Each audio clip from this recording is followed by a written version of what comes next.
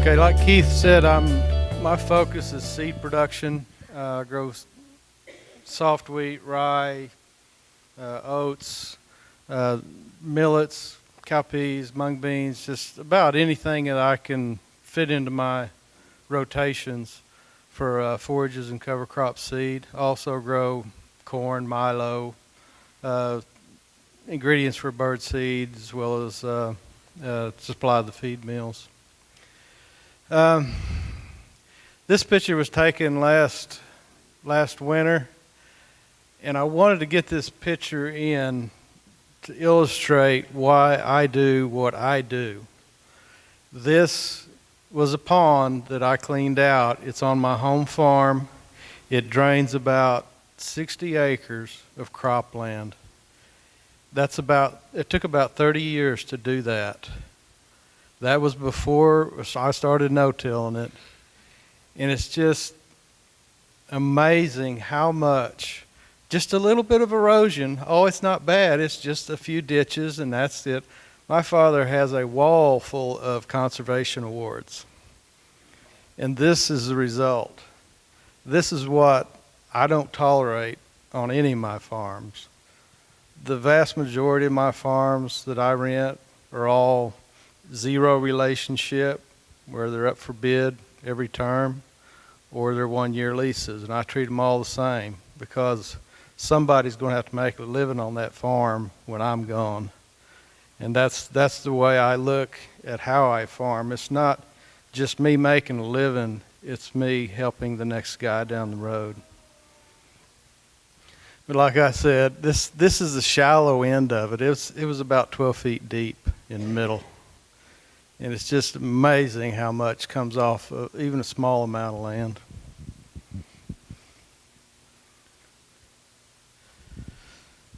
This is another thing that I feel real strongly about in our area. Low pH is a huge problem. We have a lime pit just right in the middle of everything I farm. I don't know why, but almost nobody limes. There's fields in our area that won't grow wheat because the pH is in the mid-4s. But when you're thinking about doing forage crops, cover crops, the first thing you need to do is get a soil test. Know foundation can do that.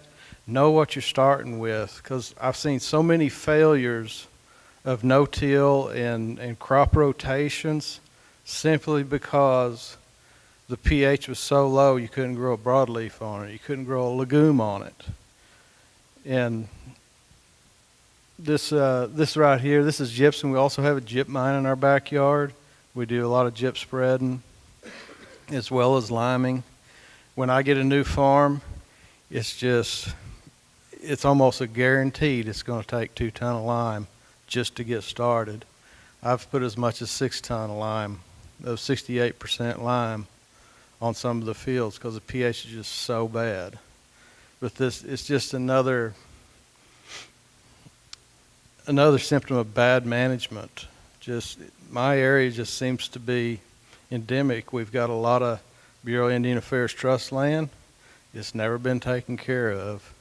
And it's gotten to the point after 80, 90 years where it's just gotten really bad. This is some of my seeding equipment. This is how we seed a lot of stuff. We do a lot of second crops after wheat. In our country, we get about 32 inches, normally 31 inches. This past year we had 22 inches just in the month of May and had our annual rainfall by the 1st of June. So it was an extremely wet year, and it created a lot of opportunities. We planted a lot of second crops that made very well.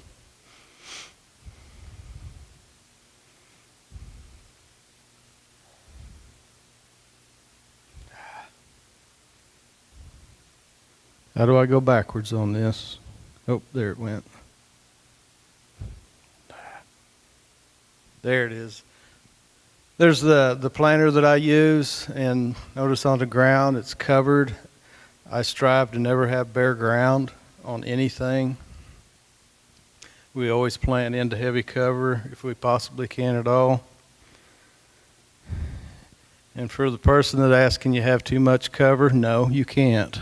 Not in my country. I've tried. This was when we started cover cropping back in '05. This picture's been around a long time. There's 70 bushel wheat stubble underneath that forage sorghum, and I'm planting peas into it. We was trying to do everything we could to keep the ground covered. We were having huge problems running out of residue and having bare ground. This field was going to be planted to cotton, which I don't plant anymore, and I wanted 100% residue cover when the cotton was harvested. That's why we did this sort of thing, to keep cover on the ground. Of course, this was in '05, '06, it never rained. This was the only field of dryland cotton in my entire county that even got harvested, because we saved the moisture that we had from the winter before, because it never rained in the growing season.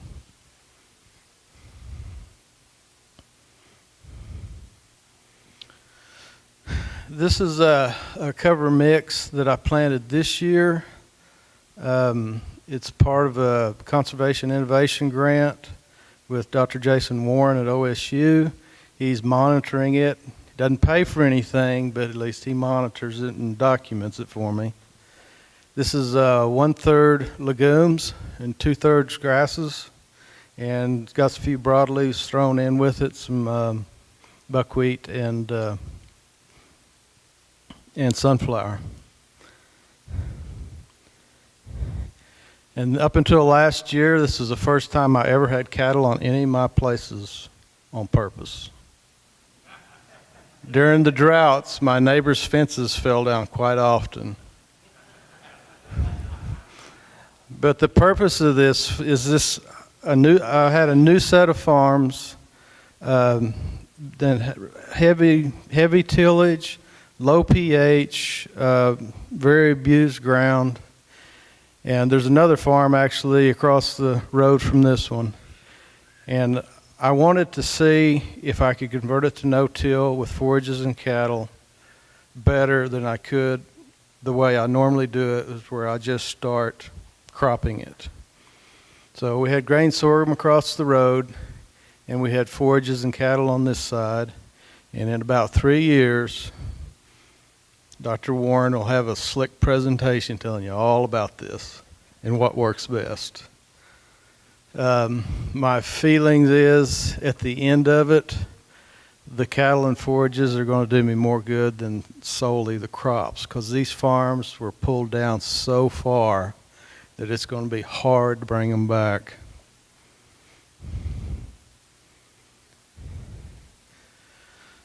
This is what it looked like the day we pulled the cattle out.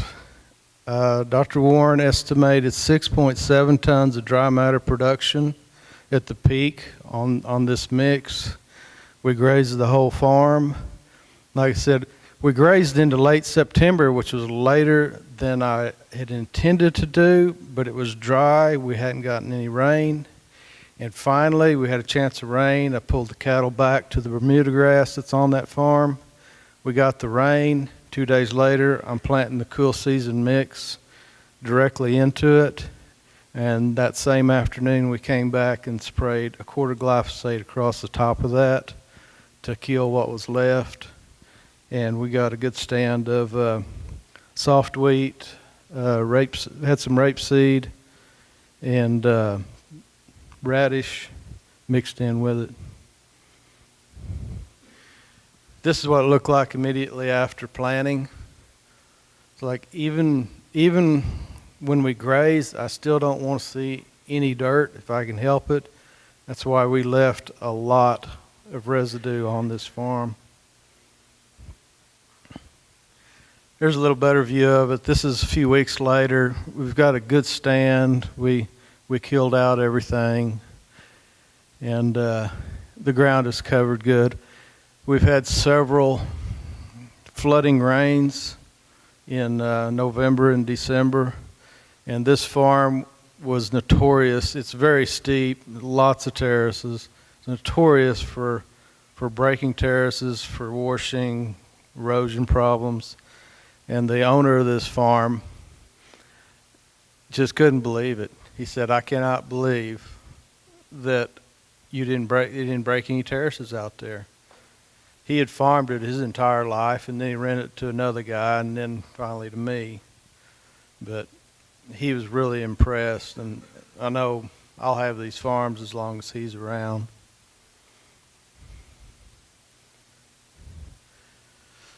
This is a picture of the same field, just Sunday, I guess it was. I took these pictures last weekend. There's a lot of forage out there. We haven't put any cattle on it yet. We intended to, but the guy that had the cattle backed out. I'm kind of glad he did because it's been so wet. But we intend to move cattle in here and graze this out and go back to another warm season forage crop.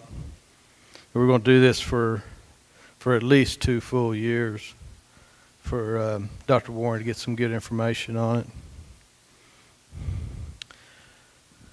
This is another picture of a couple of the radishes. Everybody seems to like to take pictures of big radishes. These things are about a foot to 16 inches long, probably 3 inches thick. There's another thing. We had a lot of hard pan on this farm, and I wanted the forage rape and the radishes in here to try to help bust that up, as well as having the sunflowers in the warm season mix is to get through this hard pan.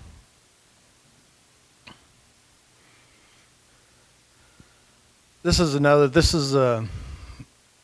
little strip trial.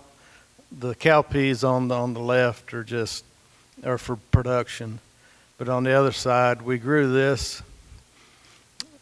My house is right in the background, but I did this strip, and then I did right on the other side of it a pollinator mix. And my wife now says I have to do that every year because she loves to take pictures. We had all kinds of bees and butterflies and every kind of bug you could imagine, and we had deer raising fawns in that strip. It's only 30 feet wide, but there was deer in there all summer long, and then all winter they bedded down in this thing right here next to the house, and she thought that was pretty neat. This is a picture of that same mix, and I wanted to point out the cowpeas climbed about 6 feet up into this mess. It's just a massive amount of forage. It was really impressive, and we're going to try to do some more stuff like that, like on a field scale, and do some grazing on it.